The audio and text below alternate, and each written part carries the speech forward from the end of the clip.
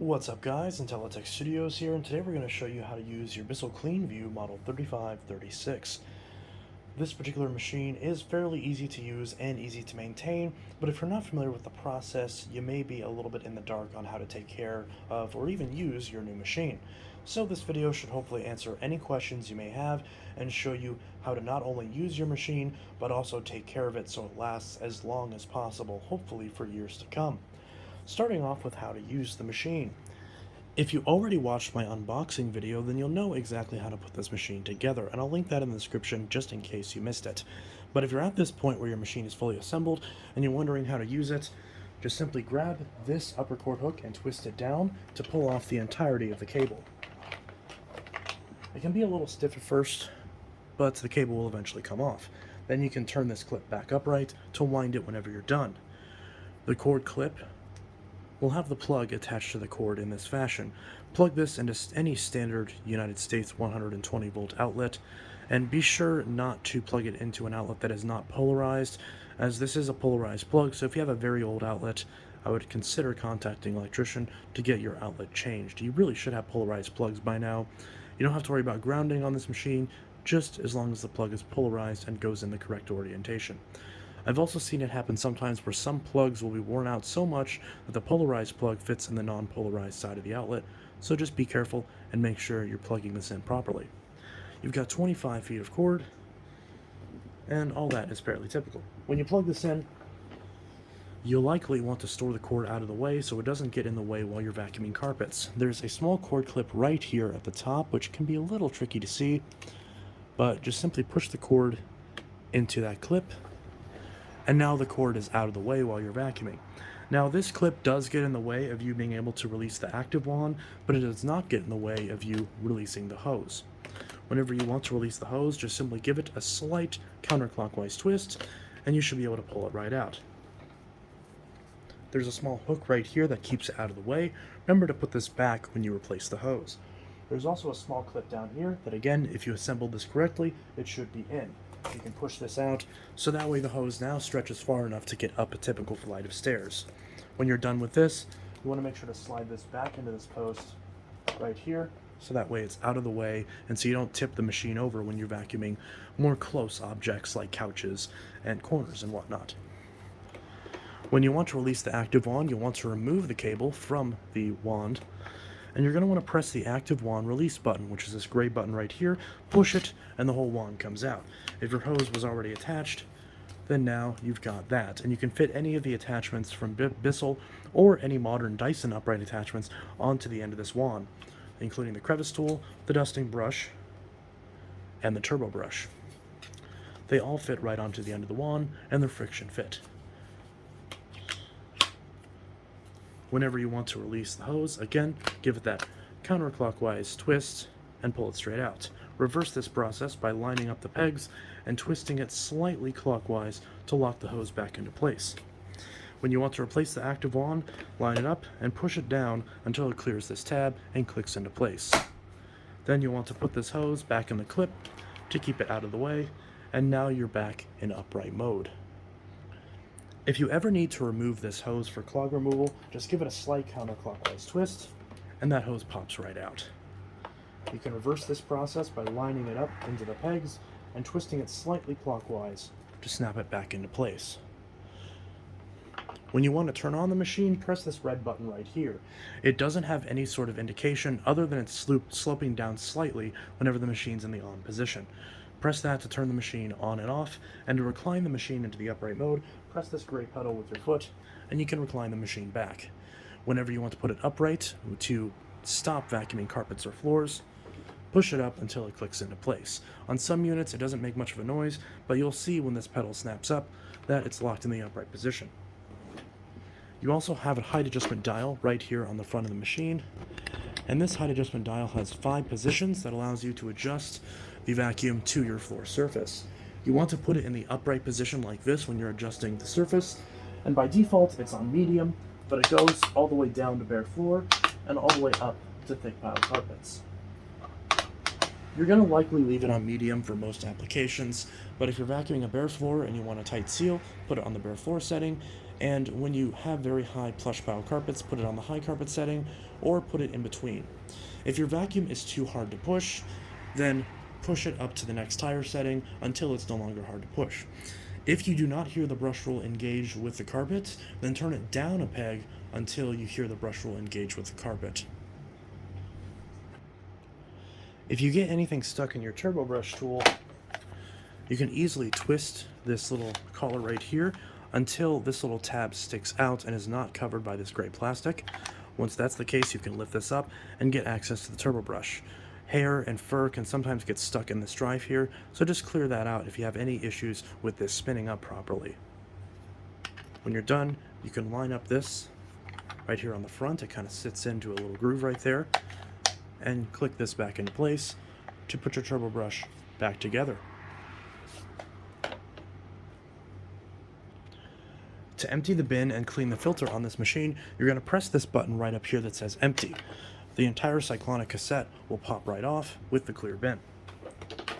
Whenever you want to empty this machine, press this gray button over your trash can, and that will allow you to empty the contents. I recommend emptying the contents outside, so that way you don't have any dust get up into your house, especially if your garbage can's in the kitchen. You don't want that dust getting back into your air, so empty this outside if you can. Just press this button right here, flap opens, you can shake everything out, and then once you're done, close it up until it clicks. Pretty simple. If you want to access this cyclone right here, simply push this button and open this up, and give this a very slight counterclockwise twist, and this entire assembly comes out. This top piece pulls right off, and this entire section can be washed very easily. You just simply run some lukewarm water over this, and you can get all the debris out of both of these pieces.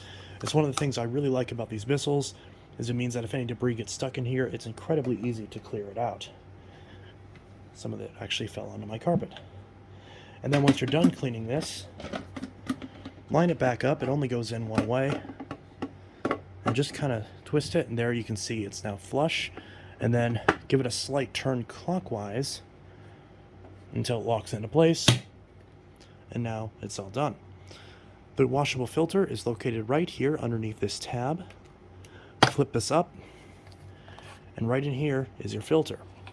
Bissell recommends washing this filter about every month, and I recommend washing it about every 3 times that you fill the bin. The fill line for the bin is down here, so be sure to empty it once it gets to that point, and especially empty it before it gets up to the point where these grooves are. You can wash this filter in standard warm water. You can wash it in your sink, in your bathtub, whatever you like. And the nice thing about this is it's a pretty basic foam filter, so a lot of these are capable of drying really quickly. You can often dab these out with a towel once you wash all the water out of it. Not wash all the water. Once you get all the dirt out of it, you can actually dry this off pretty quickly, but I still recommend leaving it for 24 hours just in case to make sure it's bone dry before you put it back in. You can use whatever soap or detergent you want. You can even spray this with a bit of degreaser if you want to get all the excess dirt out of it. So this filter is really easy to clean, really easy to dry, and really easy to put back in once you're done. Once this is clean, put this back in same way you grabbed it, and feel free to take a disinfecting wipe or a damp cloth and wipe around the seals and gaskets here, as a lot of dust can settle on this, and you don't want that to get sucked into the vacuum, or into your air for that matter. Once you do all that, take the bin and clip it right back on, and now you're back to cleaning. When you want to replace the belt and check the brush roll for any hair, you're going to want to press the release button pedal, so that way you can lay it somewhat flat on the ground, just like this. And there are 6 screws on this particular unit that hold on the base plate. There's one up here, one right here, one right here, one right here, and one on the furthest corners. There's also a small clip that holds the middle of the base plate on. Might be a bit hard to see, so I'll zoom out a little bit so you can see that a little bit better. These are just basic standard number 2 Phillips head screws, so you can take these out with any standard number 2 Phillips head screwdriver or a drill with a screw bit on it, but make sure to set it to a very low torque setting, especially when you're putting the screws back in. You don't want to break the plastic on this. So we're going to take out all these screws. I can get this lined up, of course.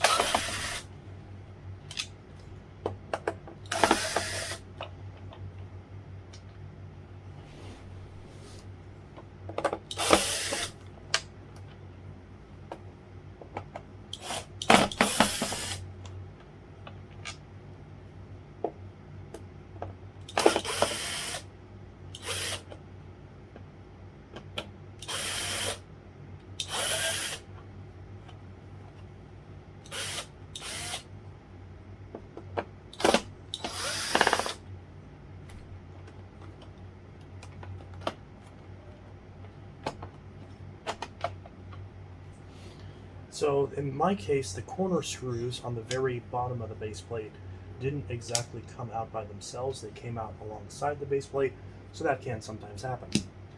Set that aside, and here we have our brush roller and belt. To remove this, we're just going to grab the brush roll and just pull it straight out and loop it free from the belt.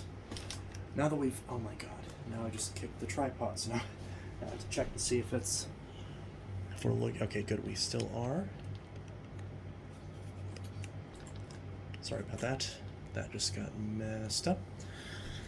So right here we can see the brush roll has some hair, thread, and strings wrapped around it. In fact, mostly strings. So we're just going to pull all of this off because we don't want to leave this wrapped around the brush because this can get in the way of the bristles and make it a bit harder for the brush roll to agitate the carpet. It can also wear down your brush roll, and if hair gets into the ends of this brush roll, it may freeze up the bearings. Because unfortunately this brush roll is not serviceable. You can't replace just the bearings on this brush roll. At least most consumers can't, as even I, a seasoned vacuum technician, have not been able to successfully get this apart to change the bearings without damaging the brush roll. So this is definitely the kind of thing we're going to make sure to keep this free of any hair, because if it stops spinning freely like this, if it is spinning freely like this, then you're good. If it's not, or it makes a rattling sound whenever you try to twist it, or if it's melted especially, then you're going to have to replace this brush roll. I will link replacement brush rollers in the description. This is basically just a standard Bissell 13-inch brush roll, so there's nothing too special about it. It's a fairly typical brush roll that many Bissells have come with. Now, one person commented and asked if this had the soft bristles in the center for different types of carpeting, but no, this particular brush roll just has stiff bristles. They're just simply colored both blue and white. So thankfully, these brush rolls are decent at resisting hair tangles, so it didn't take me a lot of time at all to remove the hair off this brush roll. So as you can see, now it is free of all hair. Of course, it is not free of the focus issues that my camera is currently wanting to have. So we'll just put that back, and now we can see there is no longer any hair on this brush roll and it is spinning freely, so that is good. We are now free to put the brush back in. Next we'll talk about the belt. Now this belt, to replace this belt, we're just going to loop this around the motor spindle and pull it straight out. This is a Bissell style 7/9/10 belt. It's one of the most common belts in the industry. You can find these belts at Walmart, you can find them on Amazon, you can find them direct from Bissell. These are very easy to get a hold of, and that's good because you need to replace these belts about every 6 months depending on your usage. Now, if you use your vacuum very heavily, or you have a certain type of carpet that puts a lot of strain on the brush roll and on the belt, then you may need to change this sooner. If you notice your brush roll isn't spinning up to speed that it usually does, and you notice it's stopping whenever you put it down on the carpet, then this belt is likely stretched out and needs changed. If the brush roll isn't spinning at all, then your belt is probably broken and needs to be changed. Again, you want to replace this belt approximately every 6 months, depending on your usage. This is a wear part. This is not something you wait to replace the whole vacuum for this. This is a very simple part that you replace yourself every 6 months. It's very easy to do, and if you keep up to date with the maintenance with these belts, then your brush will continue to clean well as it should from day one, and you can hopefully get many years out of this machine. I see a lot of people throw away their vacuums because they think they're broken when the only issue is a $2 to $3 piece of rubber. It's not a reason to throw away an entire vacuum. So hopefully with this video, you now know that, and you'll know not to throw away your vacuum if the brush begins to slow down or stops entirely. Replace your belt, and if your brush doesn't spin freely, replace your brush roll, And if you're going to replace your brush roll, replace your belt too, get a fresh set, and your vacuum's right back up and running. Now when you get your new belt, let's pretend that I swapped this out for a brand new belt because this one is still good. I've only used it a handful of times. We can pinch it like this, so there's a little loop on this belt, and when you put it in, make sure the writing is on the outside. And you can loop it just like this, and where you see there's a little metal pulley, it might be a bit hard to see, but there's a little metal pulley right there. I'll see if I can't focus on it. There's a little metal pulley right there, and we're going to loop the belt around that. So I'm just going to pinch it just like this, and we're just going to put it in there and loop it right around. Now thankfully this machine gives you plenty of clearance, so it is easy enough to loop the belt around it. But if you're unfamiliar, it can be a little daunting, but don't worry, it's very easy. Once you get that looped around, just pull on it, grab the brush roll. This little spot right here is where the belt rides, where there is no bristles. So we're going to pull on this a little bit, we're going to wrap the brush roll around, make sure to not twist the belt. We're going to grab this side, and we're going to stretch the brush until it sets in on that side. And then this side is eccentric. It goes in with the flat side facing down. So we're just going to line this up and push it in just like that. And now that that's in, we're going to push both sides down, and we're going to spin the brush roller by hand a few times to make sure the belt is centered on both the brush roll and on the motor shaft. Now that we've got that situated and taken care of, we are ready to reinstall our bottom plate.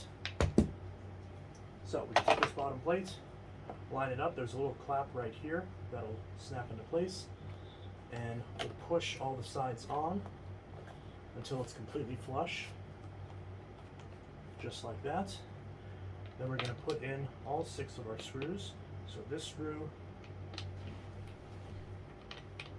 can be a little tricky lining them up. This screw, this screw, this screw, and finally this screw right on the top of where the belt goes.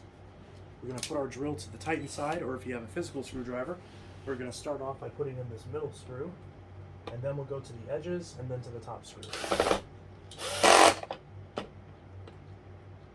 1, 2, 3, 4, 5,